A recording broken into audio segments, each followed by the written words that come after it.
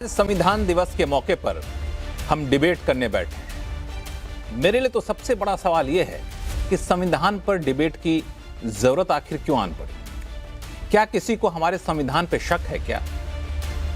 क्या किसी को संविधान की मूल भावनाओं को लेकर शक है क्या? संविधान के मौके पर जब प्रधानमंत्री मोदी देशवासियों के नाम चिट्ठी लिखकर यह कहते हैं कि हमारा संविधान एक ऐसा पवित्र दस्तावेज है जो निरंतर देश के विकास का सच्चा मार्गदर्शक बना हुआ है, इसमें क्या गलत है? आखिर क्यों कांग्रेस के अध्यक्ष को यह कहना पड़ता है कि भारत की पहचान समाजवाद और धर्मनिरपेक्षता खतरे में है? ममता बनर्जी को क्यों कहना पड़ता है कि संविधान की मूल भावना और उसमें लिखे अधिकारों की रक्षा करना बहुत जरूरी है? आखिर क्यों? ऐसा क्या हो गया है? या फिर इसे संवैधानिक मूल्यों के चश्मे से ना देखकर राजनीतिक चश्मे से देखना ही ज्यादा बेहतर होगा? आज आवाज अड्डा में करेंगे इसी पर खास चर्चा। नमस्कार, मैं हूं लक्ष्मण राय और चर्चा में शामिल होने वाले अपने मेहमानों से आपका परिचय कराऊं। इससे पहले देखिए एक रिपोर्ट।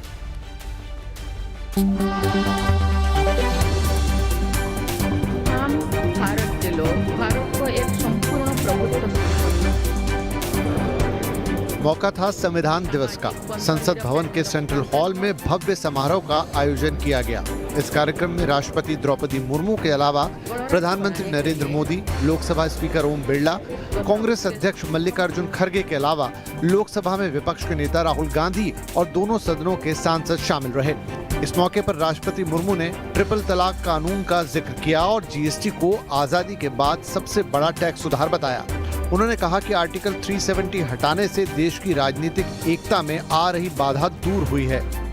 3 तलाक से जुड़े सामाजिक कुरीति पर अंकुश लगाकर संसद ने हमारी बहनों बेटियों के सशक्तिकरण और सामाजिक न्याय की दिशा में ऐतिहासिक कदम उठाए हैं। देश के आर्थिक एकीकरण के लिए स्वाधीनता के बाद का सबसे बड़ा टैक्स सुधार गुड्स एंड सर्विसेज टैक्स के रूप में किया गया है। इससे पहले प्रधानमंत्री नरेंद्र मोदी ने देशवासियों को एक पत्र लिखा जिसमें उन्होंने 1949 में संविधान के ऐतिहासिक अंगीकरण को याद किया। उन्होंने लिखा कि संविधान ने लोगों को सर्वोच्च सेवा में योगदान का सामर्थ्य दिया और नागरिकों को सपने देखने और उन्हें साकार करने की शक्ति दी। आज लिए जा रहे फैसले आने वाली पीढ़ियों के जीवन को आकार देंगे। पीएम मोदी ने लिखा कि देश विकसित भारत के विजन की ओर बढ़ रहा है। सभी नागरिक भारत के निर्माण में सार्थक योगदान दें। संविधान दिवस को लेकर सियासी गर्मी भी बढ़ गई। पश्चिम बंगाल की मुख्यमंत्री ममता बनर्जी ने पोस्ट करके कहा कि लोकतंत्र और धर्मनिरपेक्षता खतरे में है। संघीय ढांचे को बुलडोजर से दबाया जा रहा है। हमें संविधान से मिलने वाले बहुमूल्य दिशा निर्देशों की रक्षा करनी चाहिए। उन्होंने बंगाल में चल रहे SIR को लेकर बीजेपी पर निशाना साधा। एक क्या बीजेपी के ही हालचाल है? चुनाव का पहले 10,000, चुनाव का बाद में पूरा लूट लो, झूठा लूट, यही चल रहा है देश में। इसको खिलाफ में सबको एक होना पड़ेगा। कांग्रेस ने भी संविधान को लेकर बीजेपी RSS पर हमला किया। जब संविधान लागू हुआ था तब RSS जैसे संगठन ने खुले तौर पर कहते थे कि संविधान पाश्चात्य मूल्यों पर आधारित है और उनका आदर्श तो मनुस्मृति है। इतिहास गवाह है कि वे संविधान के खिलाफ है। संविधान के ऊपर खतरा मंडरा रहा है, इसमें कोई दो राय नहीं है। ये टुकड़ों के अंदर कर करके संविधान के साथ खिलवाड़ किया जा रहा है। कभी किसी के अधिकारों को रौंदा जाता है, कभी किसी के अधिकारों को रौंदा जाता है। तो ये जो परिपाटी बनाने का प्रयास हो रहा है देश के अंदर, ये संविधान के साथ बहुत बड़ा खिलवाड़ है। अखिलेश यादव भी पीछे नहीं रहे। उन्होंने भी वोट के अधिकार को लेकर सरकार पर निशाना साधा। सबसे बड़ा अधिकार हमारा है कि वोट का अधिकार बचे, तभी हमारा संविधान मजबूत होगा। और सेकुलरिज्म तो भूल जाओ इनसे। सेकुलरिज्म की परिभाषा ही नहीं जानते हैं। सुना है कि प्रेम्बल पढ़ रहे थे। प्रेम्बल में सबसे बड़ी बात है सोशलिस्ट कंट्री हो, सेकुलर कंट्री हो, डेमोक्रेटिक कंट्री हो।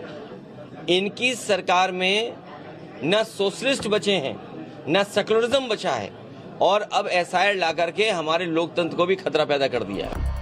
विपक्ष की तरफ से हमले हुए तो बीजेपी ने भी पलटवार कर दिया। जो संविधान को नहीं मानते हैं वही ऐसे बातें करेंगे। संविधान को जो भी मानते हैं वो हर सिस्टम, हर संस्था, हर प्रक्रिया और हर पद का गरिमा को ध्यान में रखते हुए ऐसा बात नहीं करेगा। और जो गैर संवैधानिक बात करते हैं वो लोग संविधान किताब पकड़ने से थोड़ी होता है। विपक्षी दल चुनाव आयोग, सीबीआई, ईडी समेत दूसरी संस्थाओं पर निशाने साधते रहे हैं। वो संविधान के खतरे में होने की बात कहते हैं। सवाल यह है कि क्या संविधान सचमुच खतरे में है? ऐसी क्या वजह है जिससे विपक्षी दलों को ऐसा कहने पर मजबूर होना पड़ रहा है?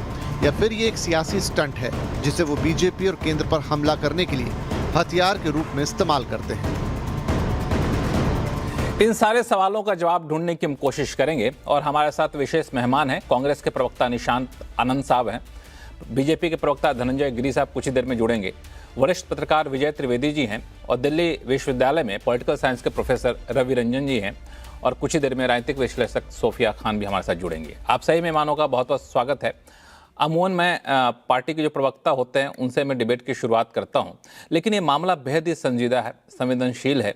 मुझे अभी तक कन्फ्यूजन था कि इस डिबेट को राजनीतिक चश्मे से देखा जाए या फिर संवैधानिक मूल्यों के चश्मे से देखना चाहिए। इसलिए मैं सोचा कि इस बार डिबेट की शुरुआत में रवि रंजन से करता हूं। रवि रंजन जो है दरअसल दिल्ली यूनिवर्सिटी में पॉलिटिकल साइंस के प्रोफेसर है और संविधान सभा के सारे डिबेट को इन्होंने बखूबी पढ़ा है, संविधान पे एक तरीके से रिसर्च किया काफ़ी गहरा। तो रवि रंजन, सबसे पहला सवाल आपसे पूछूंगा कि ये जो संविधान दिवस के मौके पर संविधान पर जो डिबेट चल पड़ी है, कई लोग कहते हैं अलग अलग तथ्यों का हवाला दे करके, अलग अलग आरोपों का हवाला दे करके कि संवैधानिक मूल्य खतरे में है, संविधान की मूल भावना खतरे में है, संविधान खतरे में है। आप इसको किस तरीके से देखते हैं? क्या वाकई ऐसा कुछ हो रहा है क्या? देखिए, जो राजनीतिक पार्टियों का अपना बयान है संविधान खतरे में है या नहीं है, उससे परे जाके हम यह देखना पड़ेगा कि जो हमारे संविधान की मूल भावना और जिस तरीके से देश चल रहा है उस दोनों में कोई मैच है कि नहीं, कोई डिस्कनेक्ट तो नहीं आ रहा है। तो जहां तक आप देखेंगे 2009 में एक स्टडी आई थी, उसका नाम था इंड्योरेंस ऑफ नेशनल कॉन्स्टिट्यूशन, यानी ग्लोबली दुनिया के जितने संविधान हैं, ये लगभग 200 संविधानों का अध्ययन है। तो जितने भी 190 अध्ययन किया गया था उसमें पाया गया कि जो दुनिया के कॉन्स्टिट्यूशन है वो मोस्टली का एवरेज एज जो था वो 17 से 19 या 20 साल था।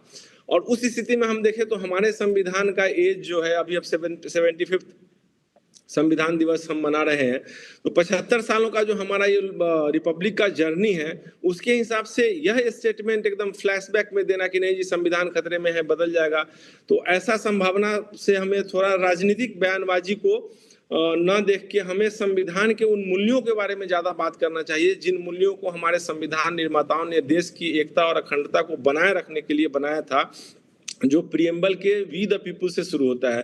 तो इस वी द पीपुल में आज वो सब लोग शामिल है। रहा बात खतरे की, तो क्या संविधान के संबद्ध सरकारें चल रही है, नहीं चल रही?